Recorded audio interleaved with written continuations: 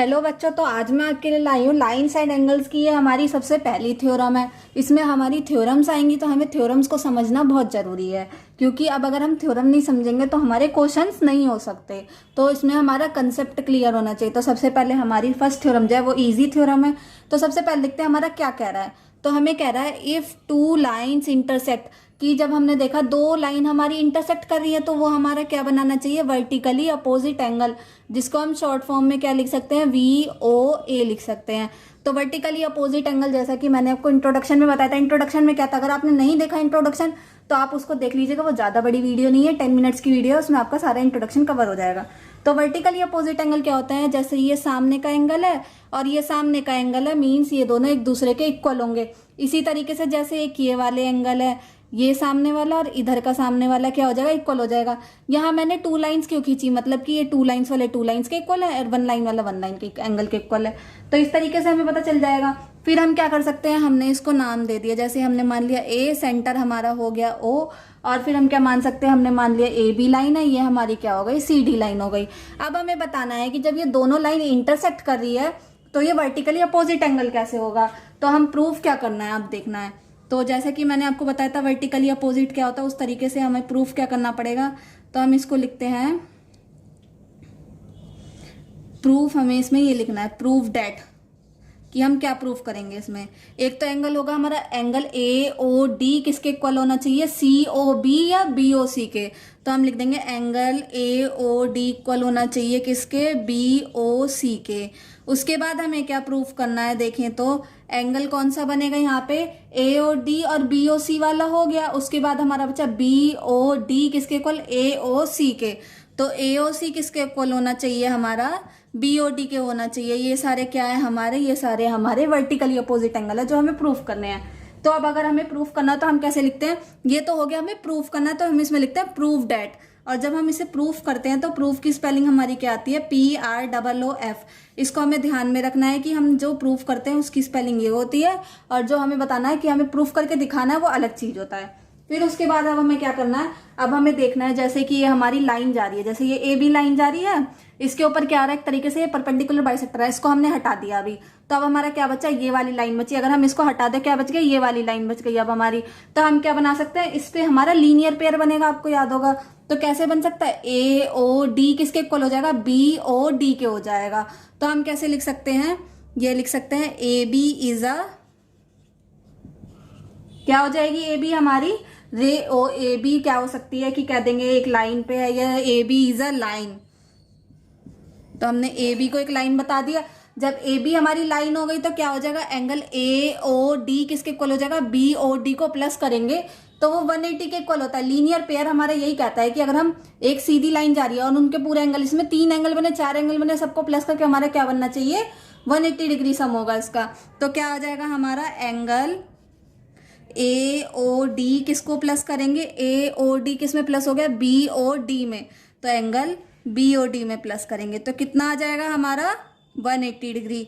और किससे हो गया, जैसे कि अब देखो हमने इसमें क्या लगा, लीनियर पेयर। तो अब हमें इसमें लिख के बताना पड़ेगा कि हम क्या लगा रहे हैं। तो क्या आएगा यहाँ पे, लीनियर पेयर, इसकी शॉर्ट फॉर्म क्या हो गई, LP लिखते हैं इसमें। कि अब आप थोड़ी बड़ी क्लास में आ गए, 9th क्लास में, तो 9th क्लास में हमें जरूरत नहीं है कि हम सारा एक्सप्लेन करके लिखें। तो इसीलिए मैंने आपको बता दिया, वर्टिकली अपोजिट को हम ऐसे लिख सकते हैं, लीनियर पेयर को हम LP लिख सकते हैं, ठीक है। अब हम उसके आगे देखते हैं, उसके आगे कैसे हो सकता है। अब जैसे अगर हमने ये माना है तो इसके आगे भी हम दूसरा मान सकते हैं। तो दूसरा कैसे मानेंगे, हम इसको मान लेते हैं इक्वेशन नंबर 1। यहाँ ये स्पेस नहीं है, मैंने यहाँ पे लिख दिया कि मैंने इक्वेशन नंबर 1 मानी। यहाँ पे स्पेस नहीं है, आप यहाँ पे लिखिएगा राइट साइड में। अब उसके बाद अगर हम इसी तरीके से बनाए तो हम क्या लिख सकते हैं, सिमिलरली, कि अब हमें दोबारा रीजन देने की जरूरत नहीं है कि हमने इसे LP से माना, मीन्स लीनियर पेयर से माना। तो अब हम क्या करेंगे, जैसे AOD BOD के इक्वल कर दिया ना, अब उसी तरीके से AOC किसके इक्वल हो जाएगा, हमारा BOC के इक्वल हो जाएगा। तो हम लिख देंगे एंगल AOC प्लस BOC, ये वाला होगा ना AOC और BOC। तो कैसे आ जाएगा, BOC किसके इक्वल आया, 180 के आ गया। अब जैसे कि हमें यहाँ पे क्वेश्चन 2 लिखनी है तो मैं यहाँ थोड़ा सा इसको रफ कर देती हूँ। ये हमने छोटा कर दिया थोड़ा डायग्राम। फिर ये वाली इक्वेशन क्या हो गई हमारी, सेकंड मान ली हमने, यहाँ पे नीचे लिख लिया। अब इसके बाद हमें क्या करना है, अगर हम दोनों इक्वेशन को मान ले, मीन्स फ्रॉम इक्वेशन 1 और 2 दोनों 180 के इक्वल है, तो AOD प्लस BOD किसके इक्वल हो जाएगा, AOC प्लस BOC के। तो हम क्या करेंगे, इन दोनों को इक्वल कर देंगे। जब हमने इन दोनों को इक्वल कर दिया, कैसे लिखेंगे, फ्रॉम, ये हमें इसी मेथड से चलना है पूरा, कि हमारा इसी तरीके से मेथड से आगे बढ़ता चला जाएगा। तो हम कैसे लिखेंगे, फ्रॉम इक्वेशन 1 और 2, थोड़ा स्पेस कम है तो इसलिए थोड़ी प्रॉब्लम हो सकती है, वरना आपको आगे जैसे थ्योरम्स मिलेंगी तो मैं उसको आपको हाईलाइट करके अलग से बता दूंगी दूसरे स्केच से, कि कैसे कैसे अगर हम देखेंगे तो मार्कर से कैसे कैसे अलग अलग हो जाएगा। तो ये पूरा ब्लैक में हो रहा है, इसलिए थोड़ी कंफ्यूजन हो सकती है, वरना क्लियरली मैं आपको बता ही रही हूँ। तो उसके बाद क्या हो गया, फर्स्ट इक्वेशन ये रही हमारी, सेकेंड इक्वेशन ये रही हमारी, दोनों एक दूसरे के इक्वल होकर क्या बनाएगी, AOD प्लस एंगल BOD किसके इक्वल हो जाएगा, हमारा AOC और BOC के। तो कैसे लिख देंगे, angle AOC plus angle BOC, ठीक है। अब इसके बाद देखेंगे हम आगे क्या करेंगे। अब इसके बाद हमारा क्या आता है कि अब ये दोनों एंगल्स को हमें इक्वल करके बताना है। तो सिमिलरली हम कैसे बता सकते हैं, अगर AOD BOD को प्लस करें, मतलब AOD और BOD को प्लस करा तो किसके इक्वल आ रहा है, AOC के और BOC के।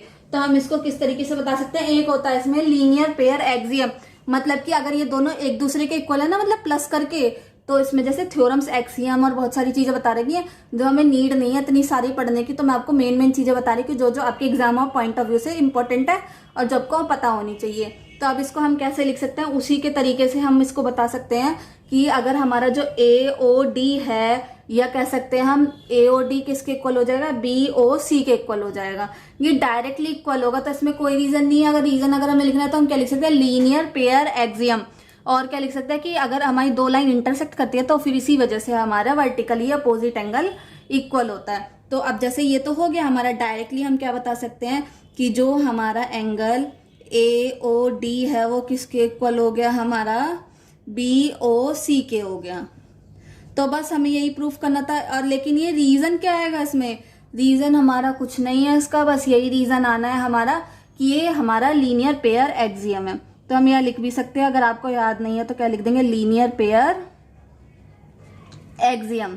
तो यहाँ पे क्या होगा, ये थ्योरम हमारी यहाँ पे प्रूफ हो गई। तो थ्योरम आपको अलग अलग वीडियोस में मिलती रहेंगी, और जो हमारी एक्सरसाइज और एग्जाम्पल्स की वीडियो मिलेगी वो आपको अलग मिलती रहेगी, ठीक है। तो यहाँ पे हमारी थ्योरम नंबर 1 कंप्लीट होती है।